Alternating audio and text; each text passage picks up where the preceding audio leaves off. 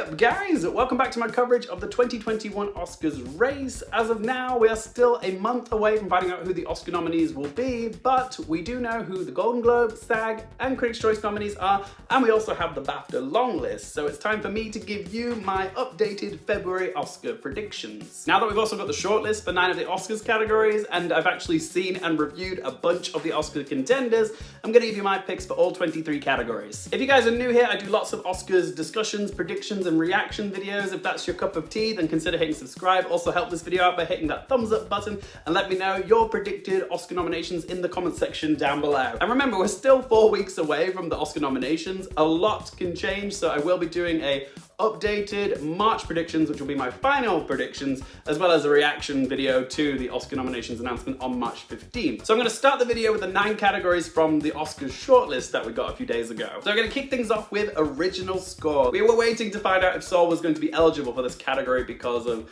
having John Batista on the ballot with Trent Reznor and Atticus Ross. Thankfully, it's been submitted, they're fine with it, so yes, Soul is still my #1 pick for this category. Saw News of the World last week, wasn't a big fan of the film, but one of the things that did stand out to me was the majestic score by James Newton Howard, so I'm expecting him to get in here. Kind of the same deal for Ludwig Göransson and Tenet, it's just one of those big, blockbustery scores, so I'm predicting it's gonna get in here. And then the 5th spot I gave to Minari because even though I still haven't seen the film, it's just getting a lot of love and attention, this film, and I feel like they're gonna shower Minari with a lot of nominations. But I won't be surprised if Defy Bloods or The Midnight Sky sneaks in here. But I put The Little Things in here just because it's composed by Thomas Newman and he has 15 Oscar nominations and 0 wins, so don't underestimate Thomas Newman. Next up we have Best Original Song. There were some notable absences from the shortlist, by the way, because Rocket to the Moon from Over the Moon, everyone was predicting that would be in this category. Not here. Also Tigress and Tweed. I just said in my United States vs. Billie Holiday review, I bet this gets an Oscar nomination. Didn't even make the shortlist. And then we've got Wear Your Crown from The Prom, another one that was sort of getting a lot of buzz, but nope. My alternates are Wuhan Flu from Bart 2. I don't know, I just feel like maybe if the Academy's feeling a bit mischievous, they might put that in there. Loyal, Brave and True, just because it's sung by Christina Aguilera, and if the Oscars want to have some big names performing this year, then they might want to feature her just because. But then again, they didn't give Beyonce a nomination last year for The Lion King or Taylor Swift for Cats, thank God. So yeah, Loyal, Brave and True isn't a smart bet, but you never know. Okay, next up we have Documentary Feature. There were some notable absences again from the shortlist for this category, the main one being Totally Under Control. I'm hesitant to put Dick Johnson Is Dead in my predicted 5, just because the clear and obvious frontrunners for the documentary features for the past few years have all failed to make it in. It's weird, like we didn't have Won't You Be My Neighbor or Apollo 11 make it in those years, so I'm just a bit hesitant to put Dick Johnson Is Dead because that could actually be the front runner, but who knows, I might change my mind in a month's time. Next up we have Documentary Short. I picked a lot of the Netflix submissions for this category, The Speed Cubers, A Love Song for Letitia, and What Would Sophia Loren Do? My logic is that Sophia Loren is in the discussion for Best Actress for The Life Ahead, and I feel like if she can't get into the Best Actress category, maybe she's enough in the Academy's minds that they'll at least acknowledge the documentary short What Would Sophia Loren Do as a sort of way of acknowledging her. So yeah, that's my weird logic as to why I think that will get in here. Next up we have the live action short, and my 5 are The Human Voice, Bitu, Feeling Through, The Letter Room, and White Eye. The reason I picked those, mostly based off star power actually, because Tilda Swinton is in The Human Voice. I saw that one at the London Film Festival and I feel that will probably get in here. And then there's Oscar Isaac in The Letter Room, so I feel like that's probably got a good shot. And then there's also Feeling Through, which is like the first film featuring a deaf and blind actor. So I feel like that's a big deal. I'm gonna wanna honor that, so that's why it's in there. Okay, next up we have animated short film, and my 5 picks are Out, If Anything Happens, I Love You, The Snail and the Whale, Burrow, and Opera. Out and Burrow just because they're Pixar, and Pixar usually does well in this category, plus Out is very LGBTQ plus positive, so I feel like they're gonna wanna honor that. If Anything Happens, I Love You was executive produced by Laura Dern, and she is an Academy board member, so I feel like that's gonna at least be in the discussion, it's gonna be in people's minds when they come to make their votes, and I feel like it'll make the cut because it's had a little push from one of the board members.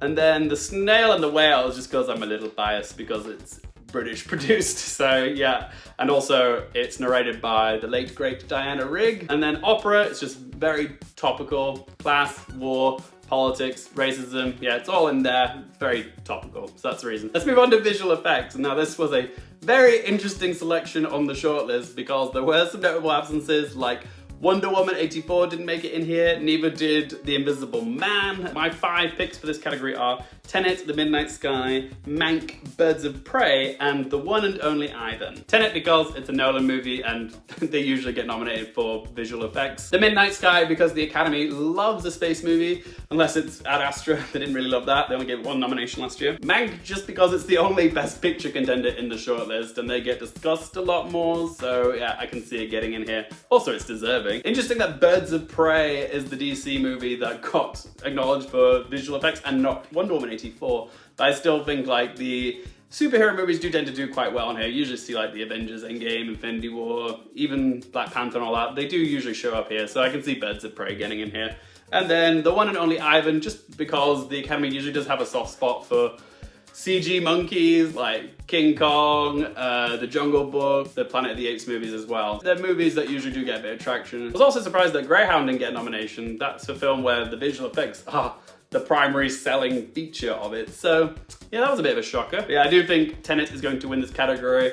Nolan movies have a track record for this, Inception, Interstellar, so yeah, I can see them picking Tenet. It's a safe pick. You never know, they might actually go with something like The Midnight Sky. Next we have makeup and hairstyling, and my 5 picks for this category are Ma Rainey's Black Bottom, Hillbilly Elegy, Mank, Birds of Prey, and Emma. This is a category where I could definitely see a surprise like One Night in Miami or even Pinocchio, because that film's, you know, makeup and hair, that's really front and center. Emma, I definitely see getting nominated for costumes, but hair and makeup are so intrinsic to this film's aesthetic that I can see it getting a nomination. Mank's in here because I see it being heavily nominated in all the technical categories, plus it doesn't hurt that the film is set during the golden age of Hollywood, which the Academy loves. The notable absences from this category were The United States vs. Billie Holiday, which has definitely been underperforming, as well as Promising Young Woman, Eurovision Song Contest, The Prom, and Bill and Ted Face the Music. And last of all the shortlist categories is Best International Feature.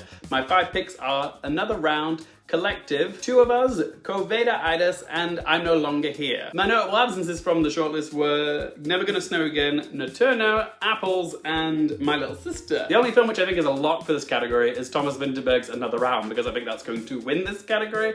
All the other 4 slots are more flexible. I could see something like Dear Comrades or La Lorna sneaking in here, but we'll wait and see. Production design, and my 5 picks for this category are Mank, Ma Rainey's Black Bottom, News of the World, The Personal History of David Copperfield, and The Father. My alternates are Emma, The Midnight Sky, and Tenet.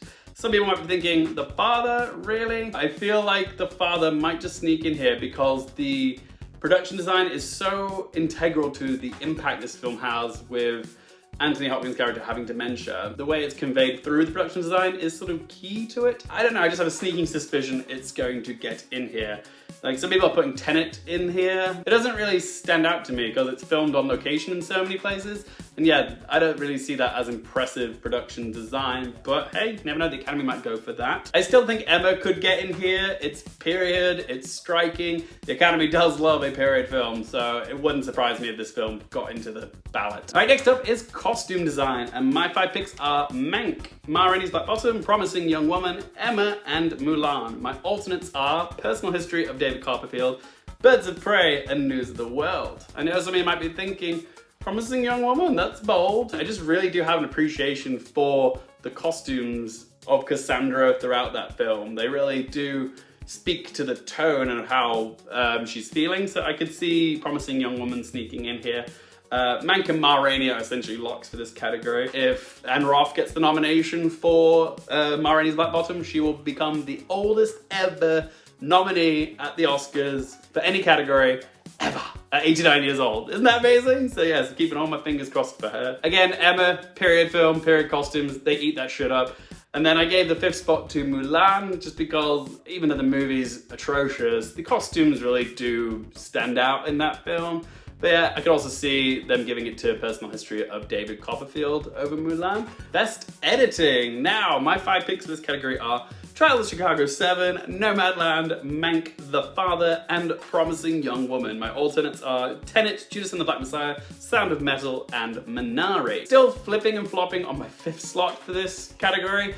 Right now I've gone with Promising Young Woman, but I still think Jennifer Lame could show up for Tenet because that film does boast flashy editing, but editing is usually least linked to Best Picture. So you're best off going with the films that you think are going to be nominated for Best Picture. So then I thought Promising Young Woman because I think that's more likely to get a nomination for Best Picture, but then I remembered that it didn't get a nomination for editing at the Critics' Choice Awards, so I thought maybe Sound of Metal because that did get nominated there. But then I went back to Promising Young Woman because the editing is a lot more stylish than, say, Sound of Metal. Editing can be a very weird category because often they just send a clip of what they think is the best bit of editing in the film, and that's how Bohemian Rhapsody won. They just sent the clip of Live Aid and not the rest of the film where the editing was shocking. So yeah, I do think Promising Young Woman has a bit more flair than, say, Sound of Metal, and I think they'll probably go for that. Currently, I think Alan Bamberton is going to win it for Trial of Chicago 7 because that style of editing, you know, where you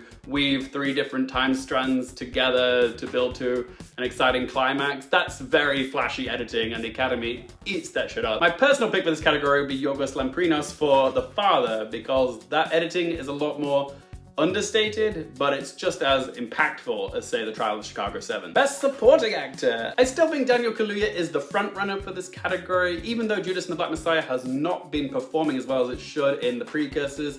It missed the SAG Ensemble, the Critics' Choice Awards, and the Golden Globes. But having said that, it hasn't put a dent in Daniel Kaluuya's own momentum for the Oscars race. He's starting to bag himself some of the awards, and he is like the #1 thing people have to say when they talk about Judas and the Black Messiah. I think his biggest competition is Leslie Odom Jr. still. I do think Leslie Odom Jr. will get 2 nominations this year, one for Best Supporting Actor and one for Best Song, but I do think we're gonna have a Lady Gaga repeat where Leslie Odom Jr. wins Best Song, but the Academy want to spread the love by giving Best Supporting Actor to someone else, most likely Daniel Kaluuya, because his performance as Fred Hampton was just so much more urgent and blistering than Leslie Odom Jr.'s Sam Cooke. Sacha Baron Cohen, I think, is a lock for the nomination, but I don't think he can win. He is campaigning, so it's not impossible, but Daniel Kaluuya's performance was more fresh and more of a showstopper of a performance. Chadwick Boseman, he's getting in for Da 5 Bloods. He's got the Golden Globe nom, the SAG nom, he's on the BAFTA's long list. He's got the narrative and the sympathy, he's getting in here. And then the 5th slot, I've still gone with Paul Raci, despite him being snubbed to filth in the precursors so far. He missed the Golden Globes and the SAGs. He did get in at the Critics' Choice Awards, and I have a feeling the Academy will make up for all the snubbery of Paul Raci. He is on the BAFTA long list, and if he does get the BAFTA nomination, I think he will get in at the Oscars. But we do have to talk about Jared Leto, who has been doing surprisingly well with his ethereal performance in The Little Things. He's definitely bumped up the list, I would say, but I just can't see him getting nominated by the Oscars. He didn't make it in at the Critics' Choice nominations. He's not even on the BAFTA long list, so I think it's unlikely he'll show up here. If he does show up, I will still be shocked. I'd put Bill Murray higher than Jared Leto because Bill Murray could just sneak in here as one of those career nominations that the Academy likes to hand out every now and then. But who knows, maybe Best Supporting Actor will feature one of those surprise nominations which nobody saw coming, like David Strathairn or Stanley Tucci or Alan Kim. They just really throw a curveball in there. There's usually at least one per year. Best Supporting Actress. This might actually be the hardest of the 4 acting categories to call. My current picks for this category are Olivia Colman for The Father, Amanda Seyfried for Mank, Yoo Jung-yoon for Minari, which I still haven't seen, Glenn Close for Hillbilly Elegy, and Maria Bakalova for Borat, subsequent movie film. My alternates are Helena Zengel for News of the World, Ellen Burstyn for Pieces of a Woman, and Dominique Fishback for Judas and the Black Messiah. Yes, this race just got a whole lot more interesting because Glenn Close was on the peripheries of the Best Supporting Actress race, but now she's an official contender because she not only got the Golden Globe and the SAG nominations, she also got nominated at the Critics' Choice Awards. So even though Hillbilly Elegy, the movie, was panned by critics, they still at least acknowledged that she was good in the film, even though I personally thought her performance was a bit scenery chewy and caricature. But yes, just because Hillbilly Elegy wasn't well received, do not discount Glenn Close because she has the support, she has the Glenn Close narrative, her name has practically become a verb for runner-up when it comes to the Oscars. She's long overdue, and I think the Academy feel a collective sense of guilt for not honoring her yet. 7 previous nominations and no wins. I definitely think she's getting into this category now, and I think she does have a decent shot of winning it. But it's funny because she will undoubtedly be in the same category as Olivia Colman for The Father again, and Olivia Colman beat her to the Oscar. Will history repeat itself? Oh, it could happen, because The Father is by far the better critically received film and could also be a Best Picture contender. Colman has also made it into every precursor that she can. She's beloved by the Academy, so she is certainly getting in this year. I think I speak for most of us when I say Olivia Colman's performance is stronger than Glenn Close's in Hillbilly Elegy, but Glenn Close just has that narrative. I think they might just give it to her just because, you know, out of obligation, I'm like, okay, it's your turn. Take it. But it's kind of a shame. She'll probably end up winning for the wrong role, like Al Pacino. Amanda Seyfried, early frontrunner, has definitely slipped. She didn't get a nomination at the SAG Awards. That's definitely put a dent in her chances of winning this category, but I still think she will at least be nominated here. It's just one of those right roles at the right time for a blossoming actress in Hollywood. It's something the Academy will love, and I think she will get in here. Yoo Jung-yoon, I also feel confident, is going to get in here. The support for Minari at the SAGs just proves how much the actors branch love this film, but also Parasite, which managed to win the SAG Ensemble Award last year, didn't receive a single individual acting nomination at either the SAGs or the Oscars, and I doubt they're going to want to repeat that again, having no actors of Asian descent nominated, especially when they had Parasite and The Farewell last year. I think she's going to get in. Plus, she's also been doing very well at the critics group. She's been winning a lot of the Best Supporting Actress awards there. The last spot is tough. It should be Maria Bakalova. She deserves it. Yes, it's an unconventional and comedic role, but she has been slaying it in the critics group. She's nominated everywhere else, the Golden Globes, SAGs, Critics' Choice, the BAFTAs, long list,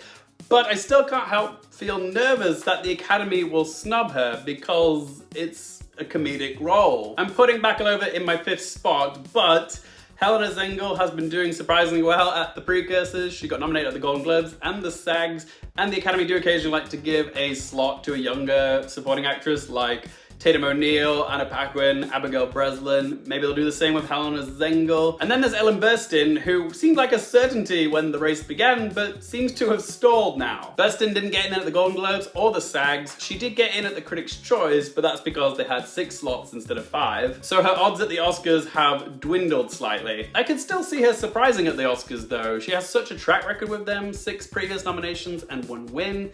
And if they do nominate her, she'll become the oldest ever acting nominee at the Oscars at age 88, only narrowly beating out the late great Christopher Plummer, who was also 88, but she was just a few months older. And should also overtake Gloria Stewart in Titanic for oldest female acting nominee. So she's got a history-making narrative in her favor, as well as that big speech from Pieces of a Woman, the one that's total Oscar bait. So you never know. At this point, I think Dominique Fishback and Jodie Foster's chances are slim to none. If they did show up here, it would be a major surprise. But again, we could see one of those shocker nominations that nobody sees coming in this category. Best Actor. Yep, my predictions have definitely changed since we got the Golden Globes and SAG nominations. Frustratingly, Delroy Lindo, who I thought was a certainty for this category, has now stalled. Despite lots of love from the critics circles, he didn't get a nomination at the Golden Globes or the SAGs, and now I worry he's going to be snubbed at the Oscars as well. I think he's so deserving, and it's not impossible for him to get an Oscar nomination. It's just Stephen Yeun and Gary Oldman both had a boost from the SAG nominations, and the way I see it is we've got 6 amazing performances vying for 5 slots. Chadwick Boseman, Riz Ahmed, and Anthony Hopkins are all locks in my opinion. If they didn't get in, I would be shocked. Also, when Anthony Hopkins gets his nomination, he will be the oldest Best Actor nominee ever at age 83. I highly doubt Tom Hanks can make it in this year, same as Ben Affleck. I'm feeling confident it will be a combination of the top 6 in this list. As much as I love Chadwick Boseman, when it comes to Da 5 Bloods, I would much rather see Delroy Lindo get a nomination for Best Actor than Chadwick Boseman not only getting a nomination for Best Actor for Ma Rainey, but also getting a second nomination for Best Supporting Actor for Da 5 Bloods. I mean, when it comes to Da 5 Bloods, there is a clear and obvious standout as to who gives the most captivating performance, which is Delroy Lindo. And as much as I love Chadwick Boseman and do want to see him honored, and I do think he's going to win Best Actor for Ma Rainey, does he really need the second nomination and the only person to be nominated from Da 5 Bloods? Yeah, if Delroy Lindo isn't honoured for Da 5 Bloods, I will be a bit gutted. Currently, I'm thinking Delroy Lindo will be snubbed and Chadwick Boseman will get 2 nominations. Alright, Best Actress, my personal favourite of the 4 acting categories this year. I think when it comes to this category, we have 4 confirmed ladies who are solid nominees now. We've got Viola Davis for Ma Rainey's Black Bottom, Frances McDormand for Nomadland, Vanessa Kirby for Pieces of a Woman, and Carey Mulligan for Promising Young Woman. The 5th slot is still up for grabs, I think, but I've currently gone with Andra Day for United States versus Billie Holiday. This is still such a tight race at the moment because there is no clear frontrunners. We have a couple people pulling ahead with Frances McDormand and Carey Mulligan. They're both sweeping up a lot of the Critics' Circles awards. Currently, I think Carey Mulligan is going to win this because Promising Young Woman is really picking up steam. People love her performance in it. It's also an edgy and dangerous role for Carey Mulligan, a real career resurgence role that the Academy can get behind. Some people are arguing it's going to be Frances McDormand, which is entirely possible. She has been collecting a lot of prizes for this role.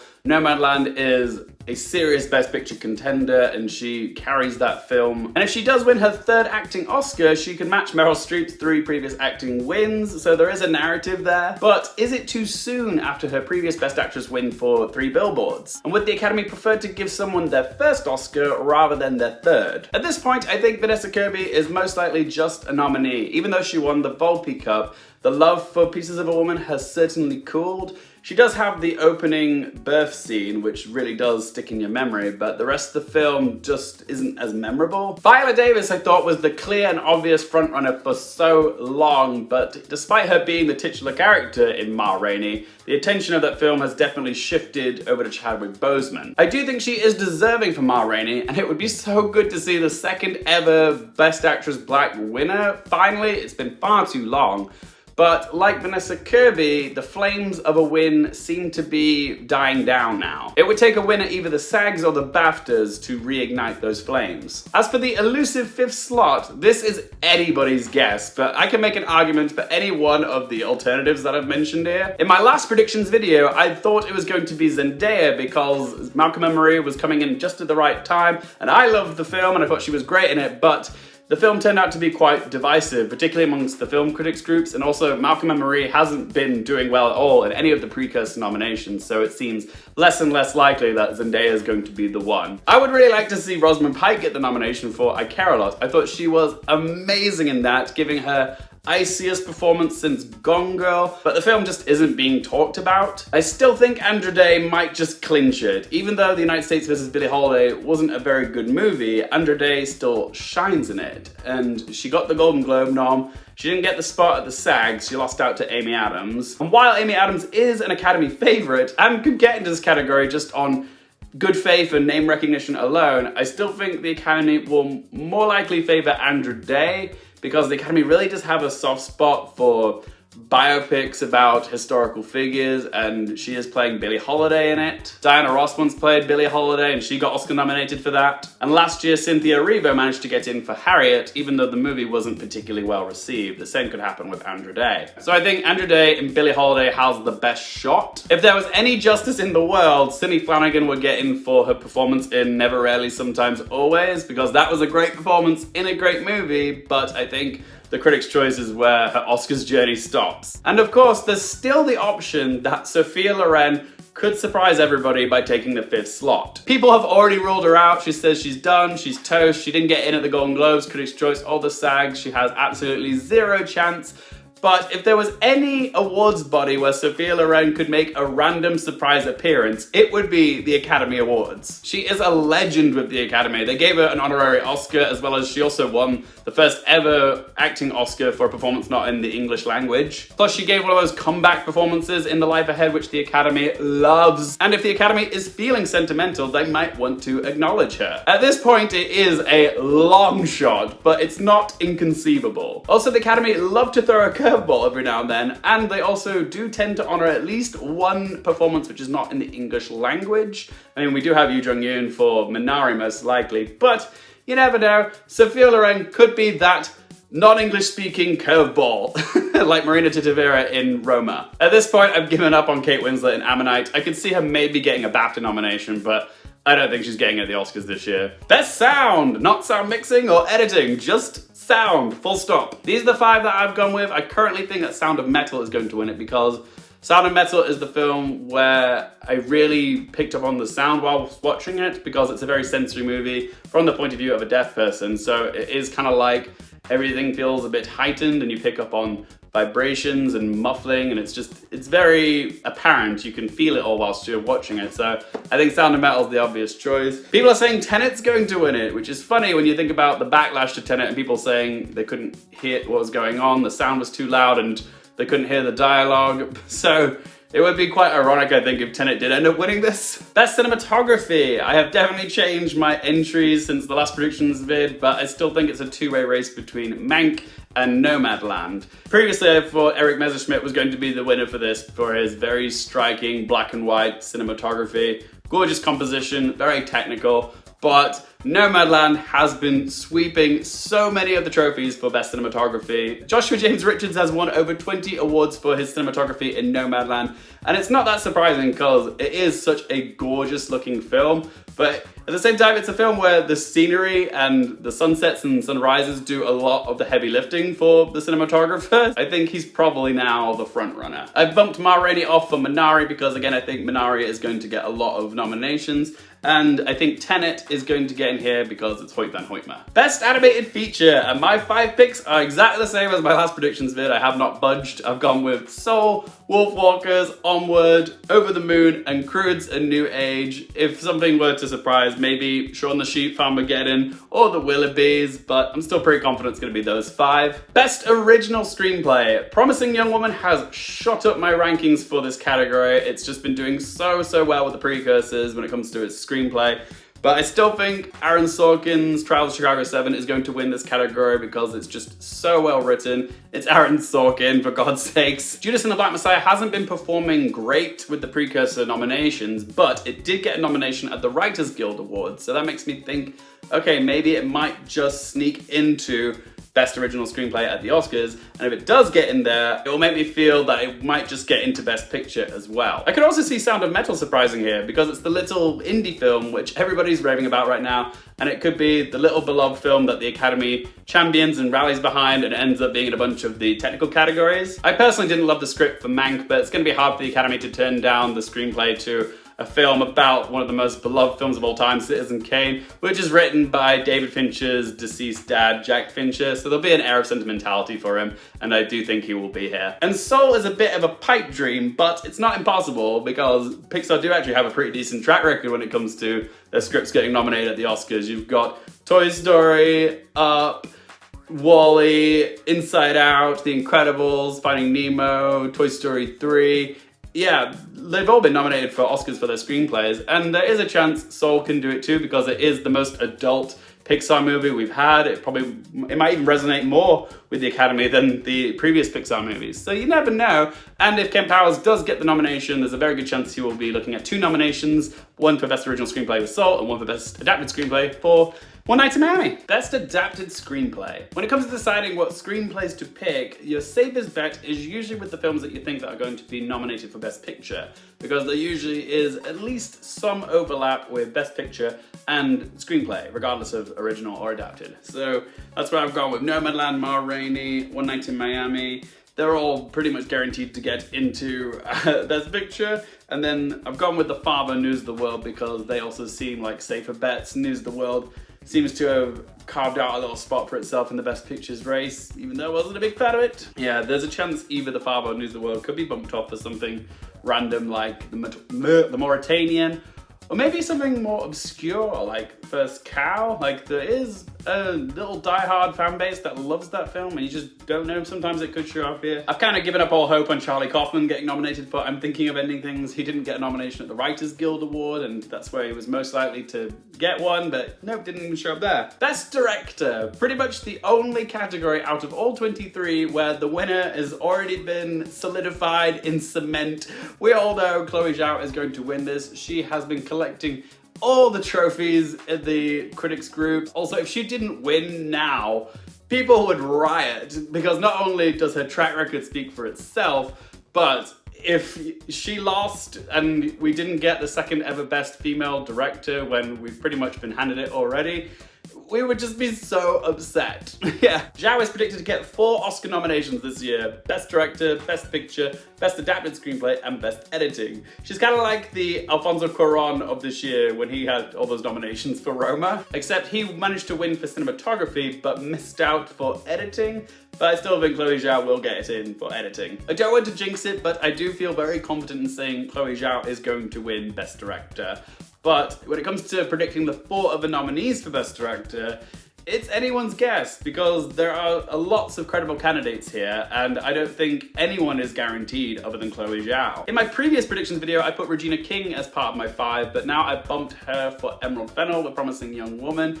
I would love to see a repeat of the Golden Globes with 3 women nominated in this category, but I think that is asking a lot of the Academy. 2 female directors does seem doable, but 3 female directors is a long shot. It's not impossible, but it's also not a guarantee. And I bumped Emerald Fennell over Regina King because she got in at the Critics' Choice Awards and the Golden Globes, and also the Indie Spirit Awards as well. If Regina King does make it in, I could see her bumping someone off like Lee Isaac Chung, or even David Fincher. Even Aaron Sorkin. A lot of people think Sorkin is a lock for Best Director. I don't feel confident saying that, because history speaks for itself at the Academy. They don't always give writers turned directors directing nominations. Same with actors turned directors, which is why Regina King and Aaron Sorkin are not guarantees for this category. Spike Lee, Darius Marder, Shaka King, Florian Zeller, even Paul Greengrass, all these people have potential to show up in this category. I've given up hope though on George C. Wolfe, because he has not been showing up in any of the precursor noms. And last but not least, Best Picture.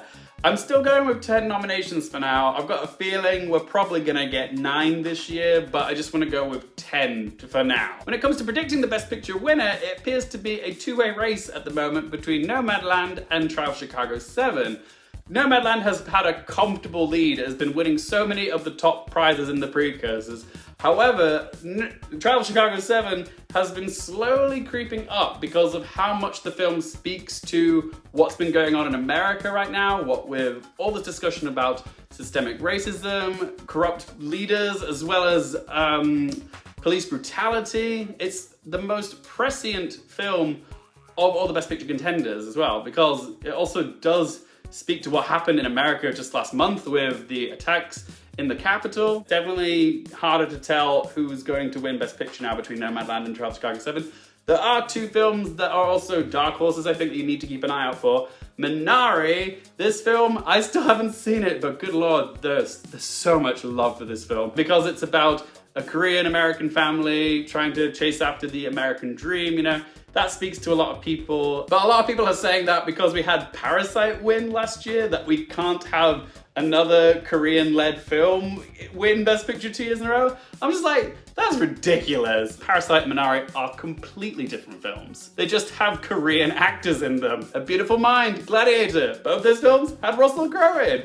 Birdman and Spotlight, both those films had Michael Keaton in. Sometimes back-to-back Best Picture winners share a couple of similar things. I do understand the argument. I don't agree with it, but it's like Call Me By Your Name had no chance of winning Best Picture the year after Moonlight won, just because they're both gay films. Oh, we've had the first gay film win, we don't need a second one, so yeah, it's wrong, but it is what it is. And the second dark horse film that you should keep an eye on is Promising Young Woman. This film has been doing so well. It's had a nice late surge of popularity. It's been winning lots of awards. It's a very discussable film as well. People like talking about this film, so Maybe it's going to be on the Academy's lips when it comes to making their votes, you don't know. But again, it could be too provocative for some voters, and provocative films don't always do well on a preferential ballot for Best Picture. Mank, One Night in Miami, and Ma Rainey are all safe predictions for a Best Picture nomination, but I don't think they're contenders for Best Picture. Then there's The Father, which I think could get into Best Picture just on the coattails of two of the Academy's most beloved alumni, Anthony Hopkins and Olivia Colman. People love those actors, they love this film, and I could see it getting in now because of its success with the Golden Globe nominations as well. It didn't get in at the Critics' Choice nominations, but it is a film that deals with some heavy topics like dementia, and it's beautifully handled, very sensitive, and it's a lovely film. So yeah, I can see the Academy acknowledging it. To Five Bloods. This film has been so up and down all over the award season race, but I still think it will get a Best Picture nomination because it landed a SAG Ensemble nom, it also got in at the Critics' Choice Awards, so I'm thinking it will get in. It's not a guarantee, but I think it will scooch in. And begrudgingly, News of the World appears to be getting a Best Picture nomination now. I don't think this is a Best Picture film, but this big sweeping Western seems to have filled the void of the big movies that you usually see in the Best Picture contenders, but we haven't had many big movies, so this is kind of the closest thing that they've got to that. Plus, it's kind of like this year's equivalent of Ford v Ferrari, the dad film, which manages to get a nomination just because the older, predominantly male group of the Academy voters have voted it in because they liked it. Judas and the Black Messiah, again, I'm not sure about. I would love to see it nominated because it's a timely and important movie. It actually feels like a Best Picture movie as well. I would much rather see this in there than News of the World, that's for sure. But again, if it gets in with a writing nomination at the Oscars, then I think it will get in Best Picture. But just for its general performance during the awards precursors, it makes me hesitant to put it in my top 10. So yeah, it's on the fences, but I do wish it gets in. And finally, Soul. As it's an animated film, it does seem unlikely to get into Best Picture race, and it also will probably win animated feature.